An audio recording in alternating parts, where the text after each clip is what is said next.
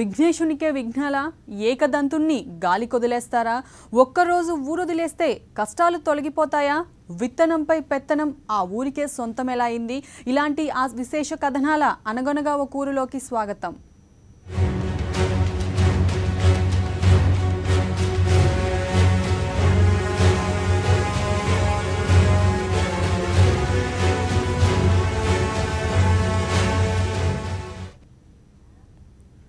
విఘ్నాలను తొలగించి భక్తుల కోరికలకు భరోసా ఇచ్చే గణనాథుడు ఆ ఊరిలో అనాథలా మిగిలిపోయాడు. పార్వతీ తనయునికి అక్కడ నిలువు నీడ కరువైంది. స్వామి కటాక్షంతో ఎందరో మహానుభావులు వరాలు పొందారు. కానీ ఆయన్ను మాత్రం వారు పట్టించుకోవడం లేదు. రాష్ట్రంలోనే కాదు, దేశంలోనే అతిపెద్ద పురాతన ఏకశిలా వినాయకుడు ఎండకు ఎండుతూ వానకు తడుస్తున్నాడు.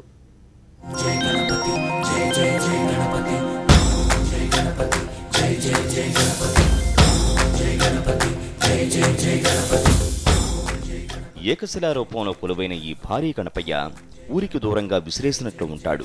గుండు గణపతిగా పిలువబడి ఏకశిలా విగ్రహం ఎత్తు 30 అడుగులు, వెడల్పు 24 అడుగులు. దేశంలోనే ఇంత భారీ ఏకశిలా గణనాథుడి విగ్రహం ఎక్కడా కనిపించదు. మహబూబ్నగర్ జిల్లా తిమ్మాజీపేట మండలంలోని ఆవంచి గ్రామ పులిమేరలో కొలువైనాడు ఈ ఐశ్వర్య గణపతి.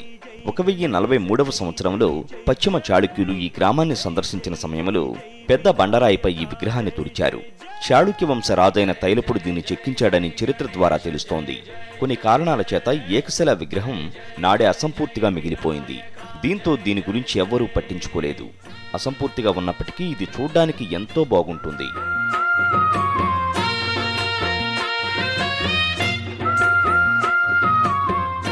ఆవంచె గ్రామంలో భారీ ఏకశిలా ఐశ్వర్య గణనాథుడిని ఎవ్వరూ పట్టించుకోవడం లేదనే విషయాన్ని 2010లో సాక్షి మీడియా వెలుగులోకి తెచ్చింది. ఆ నోటా ఈ నోటా దేశంలోని పలువురు భక్తులకు తెలిసింది. వివిధ ప్రాంతాల భక్తులు ఆవంచె గ్రామాన్ని సందర్శించి స్వామిని దర్శించుకున్నారు. అప్పట్లో ముంబైకి చెందిన ఓ స్వచ్ఛంద సంస్థ ఐశ్వర్య గణపతికి ధూపదీప నైవేద్యాలు అందే విధంగా ఏర్పాట్లు చేసింది. ఇది కొంతకాలం మాత్రమే సాగింది. ఇంత చరిత్ర ఉన్న ఈ ఐశ్వర్య గణపతి ఎన్నో ఏళ్ల నుంచి ధూపదీప నైవేద్యాలకు నోచుకోవడం లేదు. ఒక రకంగా చెప్పాలంటే ఈ భారీ లంబోదరుడికి గ్రామస్తుల నుంచి కూడా ఆదరణ కరువైంది. గతంలో దాతలు వేసిన షెడ్డు కూలిపోయింది. దీంతో బొజ్జగణపయ్యకు నిలువ నీడ కరువైంది.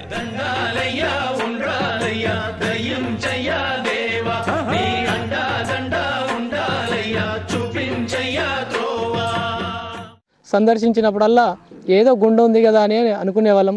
కానీ మరి తెలంగాణ రాష్ట్రానికి వస్తే అతిపెద్ద ఏకశిలా శిల్పం ఇక్కడ ఉండడం అనేది చాలా అదృష్టంగా భావించాలి.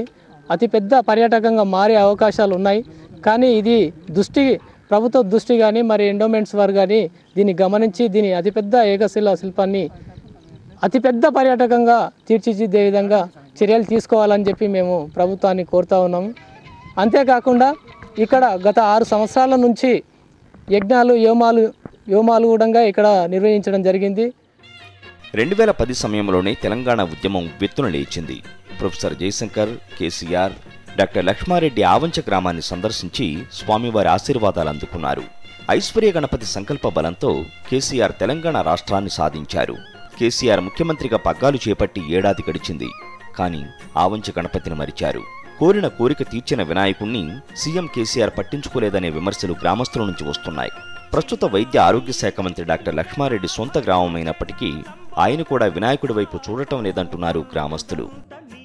6 సంవత్సరాల కింద ఉత్తరాదేవి చారిటబుల్ ట్రస్ట్ వాళ్ళు ఈ ఏకశిల విగ్రహాన్ని సందర్శించి దాన్ని దత్తత తీసుకొని గుడి నిర్మిస్తామని ముందుకు వచ్చారు. అందులో భాగంగానే ముందు రేకుల షెడ్ వేసారు. ఆ షెడ్ కూడా ప్రస్తుతానికైతే గాలికి ఎగిరిపోయింది. ప్రస్తుతానికి ఏ ఆదరణ లేకుండా ధూపదీప నైవేద్యాలకు దూరంగా ఈ ఊరికి అతి సమీపంలో ఉన్న ఈ ఐశ్వర్య గణపతిని ఈ ప్రభుత్వం కానీ లేదా దాతలు కానీ సహకరించి అన్ని రకాలుగా అభివృద్ధి చేసి మంచి ప్రసిద్ధ పుణ్యక్షేత్రంగా తీర్చిదిద్దారని మీ సందర్భంగా గ్రామస్తులుగా కోరుతున్నాము.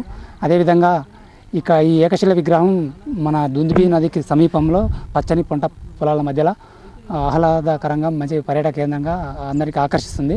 దాన్ని దృష్టిలో పెట్టుకొని గవర్నమెంట్ కానీ లేదా మా గ్రామస్తులైన గౌరవనీయ లక్ష్మారెడ్డి గారు ఆరోగ్య శాఖ మంత్రిగా పనిచేస్తున్నారు.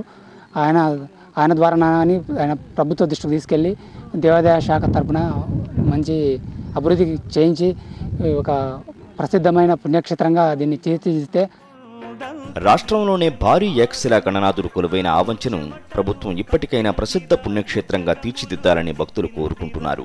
ప్రభుత్వం దీనిపై దృష్టి సారిస్తే రాష్ట్రంలోనే ఈ తరహా గుడి ఇది ఒక్కటే అవుతుందని స్థానికులు చెబుతున్నారు. ప్రముఖ పర్యాటక క్షేత్రంగా ప్రఖ్యాతిగాంచే అవకాశం ఉందంటున్నారు. గుండు గణపతికి విఘ్నాలు తొలగిపోయే రోజు ఎప్పుడు వేచి చూడాల్సిందే.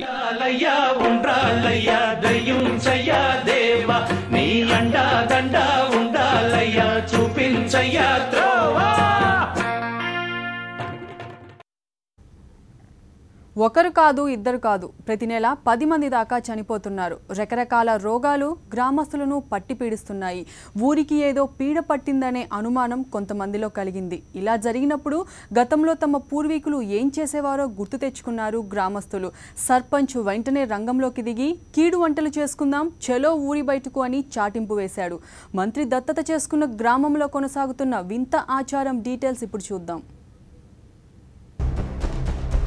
ఇది కరీంనగర్ జిల్లా హుజూరాబాద్ మండలం చిల్పూరు గ్రామం.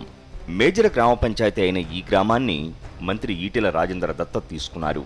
ఆదర్శ గ్రామంగా తీర్చిదిద్దడానికి మంత్రి ఓ వైపు ప్రయత్నిస్తుంటే గ్రామస్తులు మాత్రం మరో విధంగా ఆలోచిస్తున్నారు.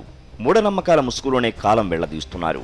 ఇటీవల గ్రామంలో విషజ్వరాలు విజృంభించడం, వర్షాలు కూడా సరిగా పడకుండా వ్యవసాయం ప్రమాదంలో పడడం, ఇంకా ఇతరత్ర ప్రమాదాలు చోటు చేసుకోవడంతో గ్రామానికి కీడు సోకిందనే ప్రచారం జోరుగా సాగింది. కీడుకు చెక్ పెట్టేందుకు ఊరంతా ఖాళీ చేసి ఊరు బయట పంట పొలాల్లో కీడు వంటలు చేసుకోవాలని గ్రామ పెద్దలు నిర్ణయించారు. అనుకున్నదే తడవుగా సర్పంచ్ శ్రీనివాసరెడ్డి గ్రామస్తులంతా ఇళ్లు వదిలి కీడు వంటలకు వెళ్లాలని చాటింపు వేయించారు. ఇంకేముంది, గ్రామ పెద్దలు చెప్పిందే వేదంగా భావిస్తూ గ్రామస్తులంతా ఇళ్లు వాకిలి వదిలేసి మూటాముల్లే సర్దుకుని ఉదయమే ఇళ్లకు తాళాలు వేసి ఊరు బయట పంట పొలాల్లోకి వెళ్లారు.